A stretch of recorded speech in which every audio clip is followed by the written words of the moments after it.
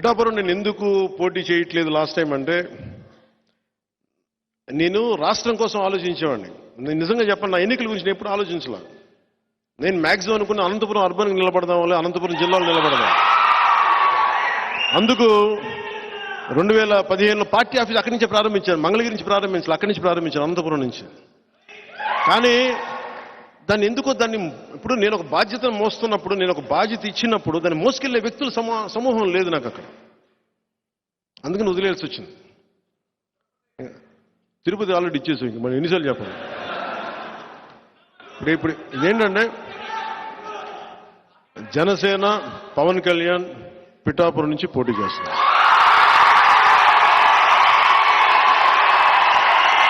నా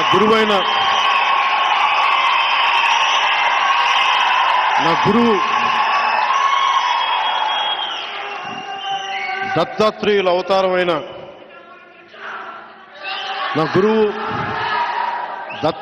అవతారమైన శ్రీపాద శ్రీవల్లభుడు జన్మస్థలం అది, శక్తిపీఠం అది. అక్కడి నుంచి పోటీ చేస్తాం.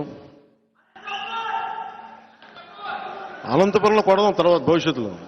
ఇప్పుడు పొత్తు కొట్టనే, తర్వాత జనసేన కొడదాం.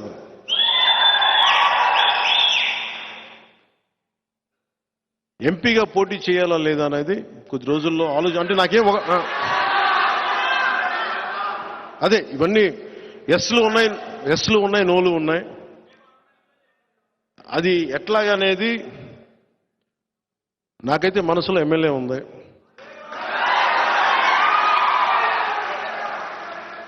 అందుకని నేను దాని మీద ఏం వ్యాఖ్యానించట్లేదు. పెద్దలతో మాట్లాడి నా నిర్ణయం చెప్తాను వాళ్ళకి.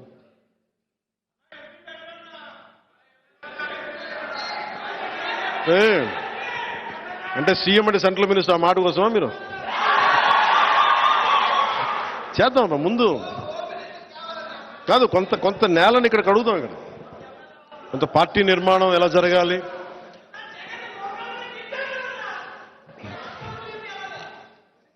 ఎక్కడికి అంటే ఇవన్నీ కూర్చోబెట్టుకొని ఇవన్నీ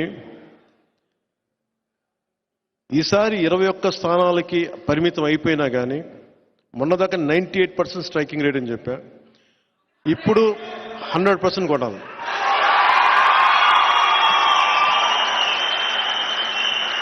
పొత్తులో ఉన్న మద్దతుదారులకి, తెలుగుదేశం మద్దతుదారులకి, భారతీయ జనతా పార్టీ మద్దతుదారులకి ఈ సభావేదికని పురస్కరించుకుని, అలాగే మన మద్దతుదారులందరికీ, ప్రజాస్వామ్యాన్ని నిలబడాలని కాంక్షించే ప్రతి ఒక్కరికి కూడా నా విన్నపం, ఈ ఎన్నికల్లో 21 సీట్లు మాకు సంపూర్ణమైన మెజారిటీ ఇవ్వండి. మాకు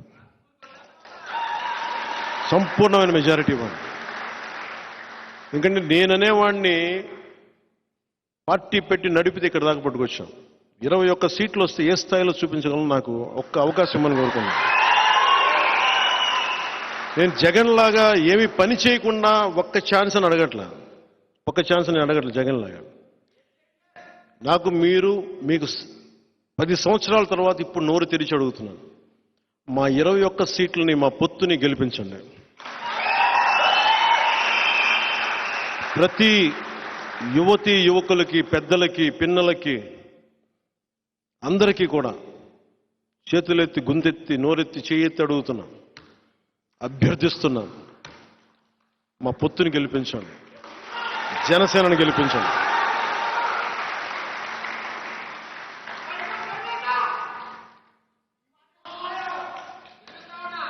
ఎవరికి ముగింపు వాక్యాలుగా ఇల్లేమో దూరం అని చెప్పాను కదా. ఇప్పుడు 10 సంవత్సరాల తర్వాత అధికారం అనే ఇల్లు కనుచూపు మేరలో ఉంది. ఒకప్పుడు దీపం లేదు, కానీ ఇప్పుడు చేతిలో వెలుగులు విరజమ్మే కాగడం ఉంది. గుండెల నిండా ఒక పవన్ కళ్యాణ్కే కాదు ధైర్యం, మొత్తం సమూహానికి ఉంది ధైర్యం. మనం కాకపోతే ఇంకెవరు, జనసేన కాకపోతే ఇంకెవరు. సో మనస్ఫూర్తిగా మీ అందరికీ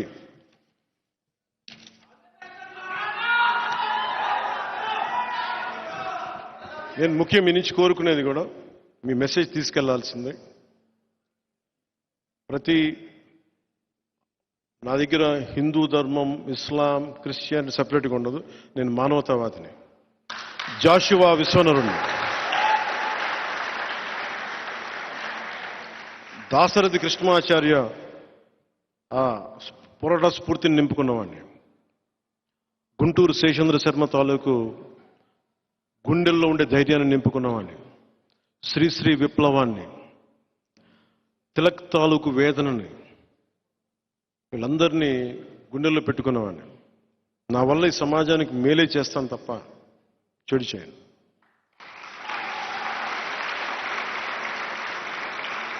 ప్రధానమంత్రి గారు కూడా నేను ఎంత నలిగానో నాకు తెలుసు. ఈ దశాబ్ద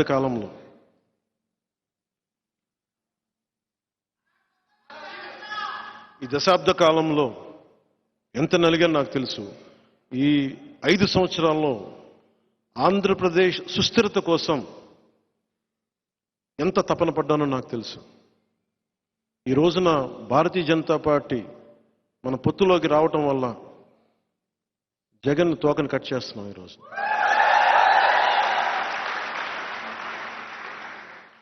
కాకపోతే ఇక్కడి దాకా తీసుకురావడానికి చాలా చాలా నలిగాం, చాలా చాలా ఇబ్బందులు పడ్డాం, త్యాగం చేశాం. ఇది అందరూ గ్రహిస్తారని, దీన్ని గుర్తిస్తారని వ్యక్తిగతంగా నేనేం గుర్తింపు కోరుకోను. కానీ రాష్ట్ర ప్రయోజనాల కోసం అందరం కలిసికట్టుగా ఉండాలి. Beyond caste, beyond creed, beyond religion, beyond region, we all should be as one. ఒకళ్ళే.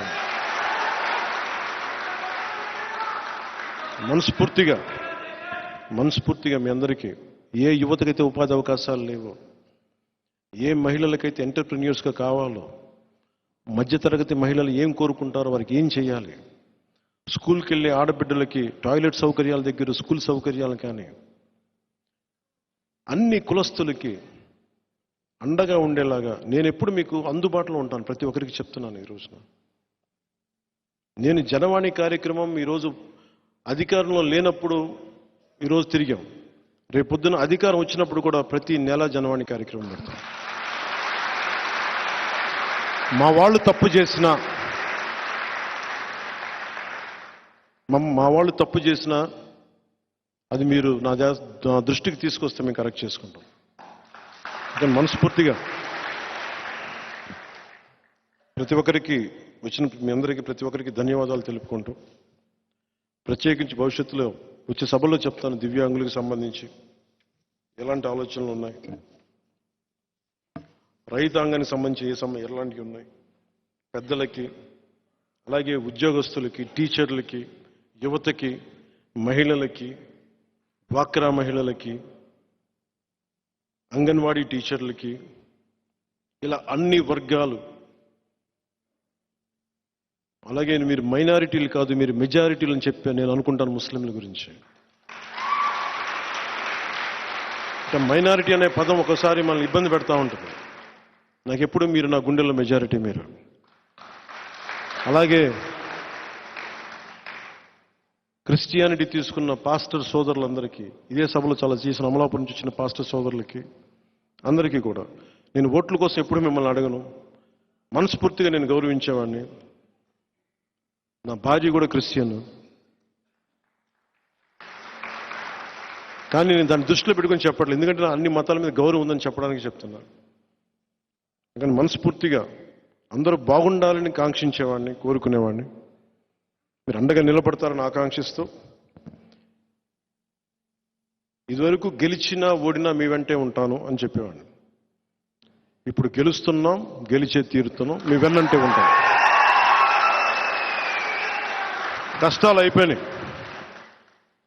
ఇప్పుడు ఛాలెంజ్లే ఉన్నాయి. ఛాలెంజెస్ ఏంటంటే భవిష్యత్తు నిర్మాణం ఎలా చేయాలి, దాని మీదే ఛాలెంజ్. జగన్ పోతున్నాడు, వైసీపీ పోతుంది, పొత్తు గెలుస్తుంది. ఏ రౌడీ మూకలైతే అరాచకం చేసినాయో ఆ రౌడీ మూకలకి జనసేన అనే శక్తి చూపిస్తాం. ఇది మనస్ఫూర్తిగా మీ అందరికీ ఈ మెసేజ్ అంతా మీ మాధ్యమాల ద్వారా బయటికి తీసుకెళ్ళండి. ఎక్కువ మందిని ఓటింగ్ తీసుకొచ్చేలా చేయండి. 18 సంవత్సరాలు నిండిన యువతి యువకుల్ని పొత్తుకేసేలా మీరు మాట్లాడండి, కన్విన్స్ చేయండి. ఆంధ్రప్రదేశ్ రాష్ట్రాన్ని చీకటి నుంచి వెలుగులోకి తీసుకురండి. మనందరి బాధ్యత ఇది. నా బాధ్యత నేను నిర్వర్తిస్తున్నాను. మీ బాధ్యత మీరు, మనందరి బాధ్యత ఎవరి కాళ్ళు నిర్వర్తిద్దాం. సోషల్ మీడియా గురించి. సోషల్ మీడియా ఒక గ్రేట్ టూల్. అది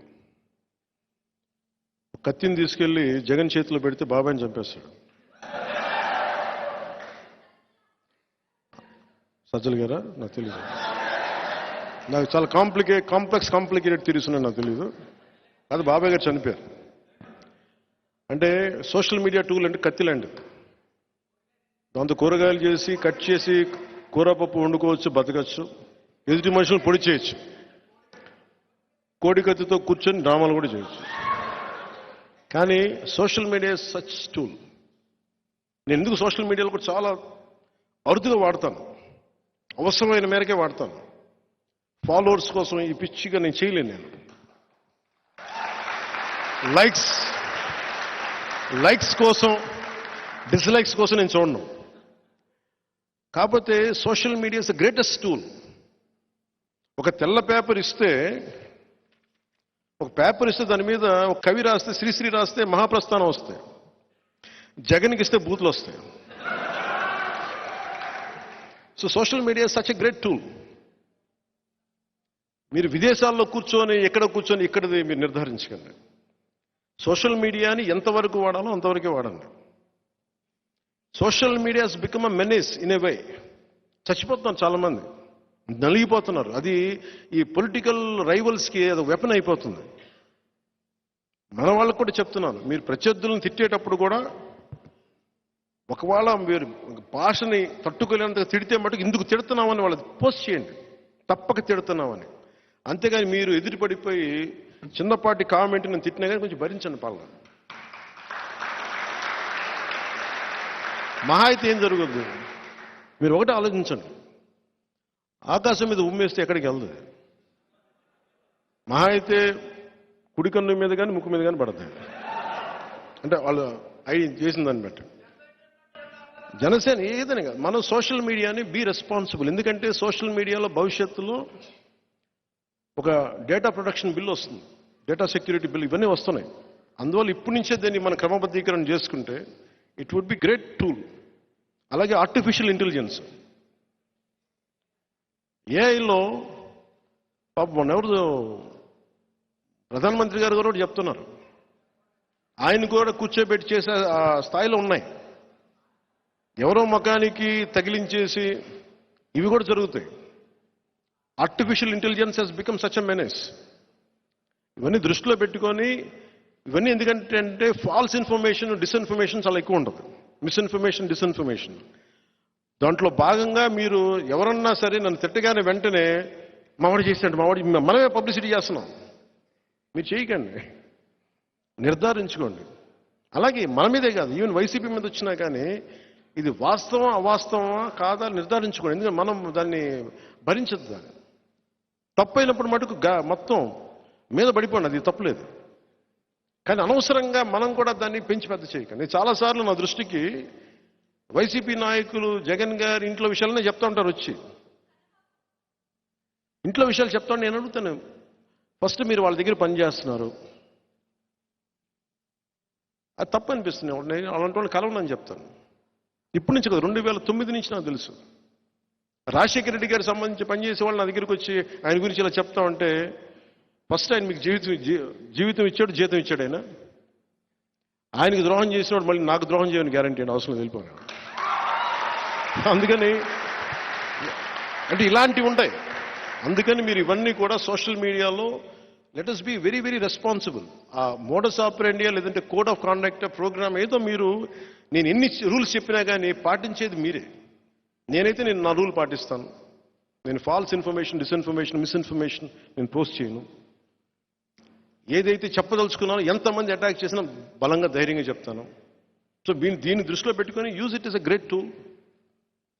మీ అందరికీ సంబంధించి let us have one Janasena umbrella. ఇది శతగ్ని అనేది ఒక జనసేన అంబ్రిల్లా. దీంట్లో జనసేన మెంబర్షిప్ ఉన్నా లేదా నాకు అనవసరం. ప్రజాస్వామ్యాన్ని ఆకాంక్షించే ప్రతి ఒక్కరు దీంట్లో భాగస్వాములే. సో మీరందరూ